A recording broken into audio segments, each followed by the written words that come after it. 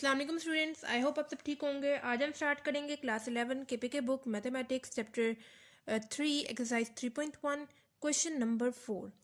Question number 4 है हमारे पास O A C D is a parallelogram. ठीक है, हम लोग साथ साथ बनाते जाएंगे। ठीक है, पैरेललोग्राम की हमारे पास शेप कुछ ऐसे होती है। ठीक है, हमें उन्होंने एक पैरेललोग्राम दिया हुआ है ओ ए सी बी। ठीक हो गया, मैंने बना दिया है ओ ए सी डी जैसे उन्होंने ऑर्डर में दिया हुआ था। ठीक है, O A C B is a parallelogram with O A is equals to A. O A is equals to small a, मैंने उसके साथ रिप्रेजेंट कर दिया है स्मॉल ए। ठीक है, उसके बाद है O B is equals to b, small b sorry, हम लोगों ने रिप्रेजेंट कर दिया। ठीक है, फिर है ए C is extended to D. ठीक है, बोल रहे हैं कि जो ए सी है वो मज़ीद आगे एक्सपेंड हुआ हुआ है डी के साथ, मतलब कि थोड़ा सा आप लोग एक्सपेंड करके यहाँ पे इसको डी लिख दें। ठीक है, where A C is equals to 2 times of C D. यहाँ पे ये कहना चाह रहे हैं कि जो सी डी की लेंथ है वो आपके पास बहुत थोड़ी है, मतलब आप लोग 2 टाइम्स ऑफ सी डी करेंगे, मतलब कि सी डी को आप लोग 2 दफ़ा मल्टीप्लाई करेंगे तब जाके वो ए सी के बराबर आएगा।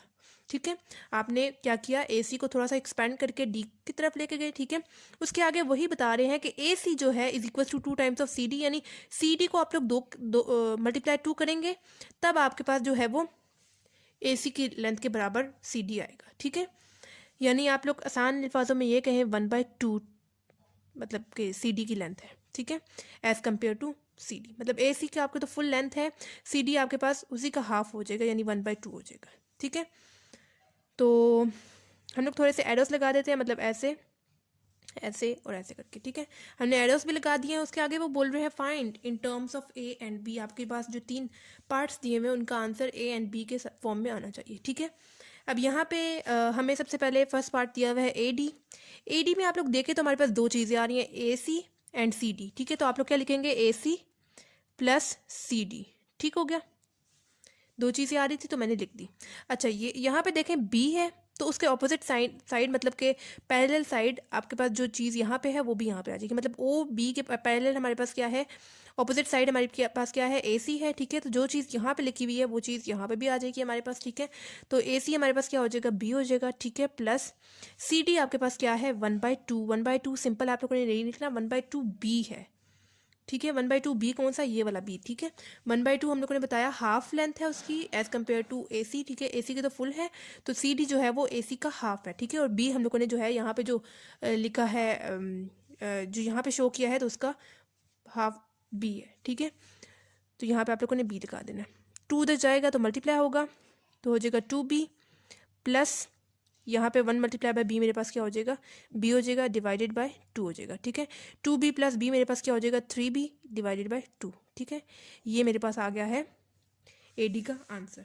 ठीक हो गया, ए डी का आंसर मेरे पास आ गया है 3b डिवाइडेड बाय 2। अब नेक्स्ट सेकंड पार्ट हमें दिया हुआ है ओ डी। आप लोगों ने ओ डी की लेंथ फाइंड आउट करनी है। पहले आप लोग जो है इसको इस तरह करके शो कर दें जिसकी हमें लेंथ फाइंड आउट करनी है। ठीक है, ऐसे करके ओ टू डी हम लोगों ने इसकी लेंथ फाइंड आउट करनी है। ठीक है, अब यहाँ पे ओ डी में भी हम लोग head to tail rule apply करेंगे। ठीक है, ये हमारे पास फर्स्ट फैक्टर हो गया एंड ये सेकंड। ठीक है, ये हमारे पास रिजल्टेंट हो गया। रिजल्टेंट हमारे पास क्या होता है, सम ऑफ फर्स्ट फैक्टर, ये हमारे पास पहला वाला फैक्टर था एंड ये दूसरा वाला, sum of first factor and second factor. ठीक है, पहला फैक्टर हमारे पास क्या है, ओ ए है प्लस ए डी।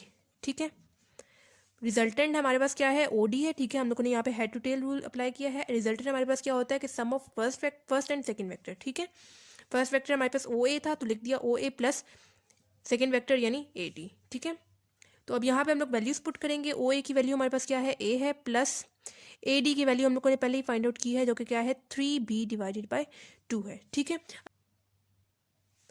तो यहाँ पे अब a plus 3b divided by 2 हमारे पास आंसर आ गया है ओ डी का। ठीक है, थर्ड पार्ट है लास्ट हमारे पास बी डी। ठीक है, बी टू डी आप लोगों ने फाइंड आउट करना है। यहाँ पे भी आप लोग जो है वो simple head to tail rule apply करेंगे। ऐसे करके आप लोग जोड़ लें जिसकी लेंथ फाइंड आउट आपको करनी है। ठीक है, ये डॉटेड लाइन से शो कर दें या ऐसे कर दें। ठीक है, यहाँ पे भी हम लोग जो है वो head to tail rule use करेंगे। ठीक है, ये हमारे पास रिजल्टेंट है, एंड ये हमारे पास जो है वो एरोस ऊपर आ रहे हैं, ठीक है, क्योंकि हमारे पास ओ से स्टार्ट हो रहा था, ओ के एरो इधर जा रहे हैं, इधर जा रहे हैं, ठीक है। तो यहाँ पे ये हमारे पास फर्स्ट फैक्टर है एंड ये हमारे पास सेकंड फैक्टर है, ठीक है। यहाँ पे भी रिजल्टेंट हमारे पास क्या होता है, sum of first vector and second vector. First vector क्या है, बी सी है एंड सेकंड वेक्टर क्या है, सी डी है। मैं लिख रही हूँ B C plus C D.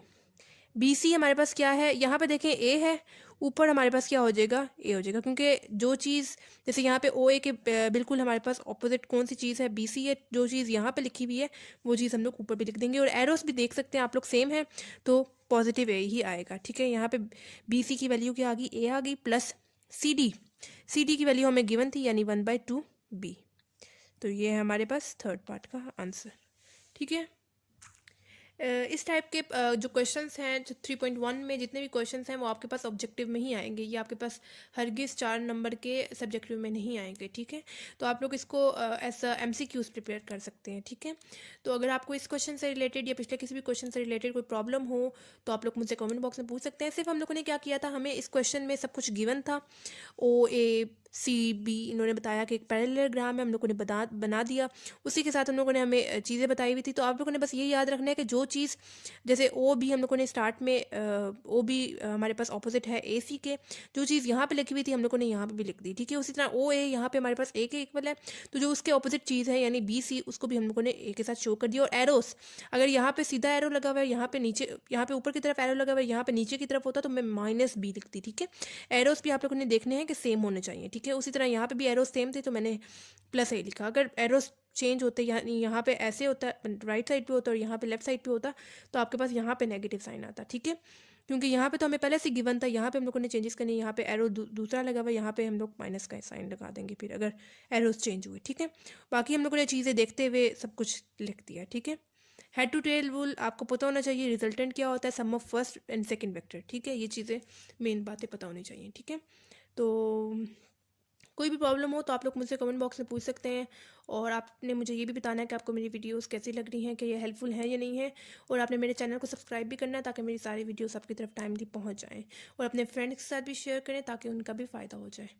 तो मिलते हैं नेक्स्ट वीडियो में, तब तक के लिए अल्लाह हाफिज़।